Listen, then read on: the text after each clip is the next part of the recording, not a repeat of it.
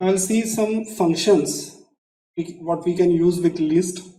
The first function is a CMP, which is not available in 3.8, but the use of this function is to compare two objects. This function returns 1 if first object is greater than second, returns -1 if second object is greater than first, and 0 if both objects are same. And this comparison depending on what kind of objects we are comparing, but it's currently not available in 3.8, so forget about it.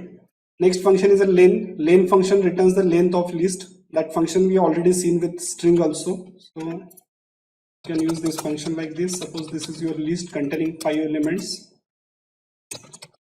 Here I can call this len function with this list value, print 5, the count of number of elements here. Okay, so len is one common function which we can use with all sequences like list, string, tuple, etc. Max is another function which returns you largest number from given collection. Now this function works with numerical values only, means even if you go with some fractional numbers it will work, but if you go with some string value or suppose say another list, it will obviously produce an error. So we need to use all these max, min functions with numerical values only. Even min also we can use. Now there is another function that is a list. Okay, so this list function creates an existing sequence into list. Now existing sequence we can use string that we have seen previously. So S is just nothing but a sequence of character. Now we can create a list by using this sequence like this one, by passing this string as a parameter to this list function. Now if you print this list, see what exactly happens here. Now every single element of that string hello will be considered as a list element, and all these list elements we can access like HELLO here. So we can convert existing sequence into list by using this list function here. These are some functions we can use with list. Now lastly we'll see some methods. Now some methods we have already seen. Now see one thing here. Suppose if you create a list like this and if you try to print data type of this list, it is printing data type of list as a list. It means that this is a name of a class list, and every list what we are creating is an object of this class list.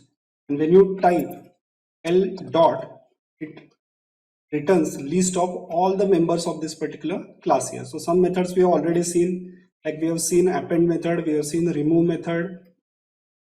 We'll see some other methods whatever available. So first append we have seen. Now clear is a method which is explainable. It removes all the elements of a list. That will not see. Copy is one another method by which you can create copy of list, like say copy. So it will create a new list with copy of elements here. Now this will be considered as a two different list. L is another list and L1 is another different list here, which is exact copy of L, shallow copy. Next, count is one method that will give you count of respective numbers, how many times it appears in a list. Suppose this list contains some elements like this one. If you say L dot count 2, so it will count how many times 2 exists in this particular list, and it will return that value, that is 2 in our case. Next, extend is a function in which we can extend list by given sequence here. So suppose here we are just providing another list as a extension to the current list here. So L is the existing list which contains some members, and to extend function we are passing another list 7, 8, 9. So it will be get extended, it will be get added to existing list L. So if you print L, you can see it contains all the elements of L plus extended elements 7, 8, 9 over there. Next function index. So index function we have seen in string also. It returns occurrence of first. It returns the index of occurrence of first occurrence of that object. And like see now in our case 2, 3 exists number of times here. So if I call L dot index 2, it will give index of this means 1 as a return value here. So it returns first occurrence, not going for this 2, it will go for this 2 here. Okay? And if value doesn't exist, it will produce error, value error. Next, insert is one function by which we can see append always adds your element at the end. by using insert function, we can insert new element at given index. So here we are calling this insert function. See here, parameters of insert function is index and object. So here you can suggest index value. So new element will be added at 4 index and whatever new elements. So 78 be added at index value 4. So we say it's index value 4 and 78 is added over there. Next, pop is a one function by which we can remove last element. So pop returns that element. So here if I call this pop method, it returns last element. In our case, last element is 9 and that element is removed from your list. So if you print list afterwards, you can check 9 is not available in your list here because that one is popped out. Even you can provide index to index of that element which you want to pop. So suppose if I say 2, it will remove that element.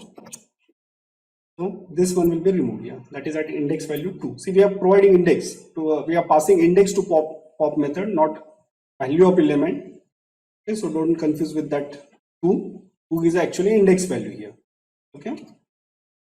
Next, remove that we have seen, which removes specified object. Then reverse, that is self-explainable. It will reverse your list. And finally, we are having sort method by which we can sort our list.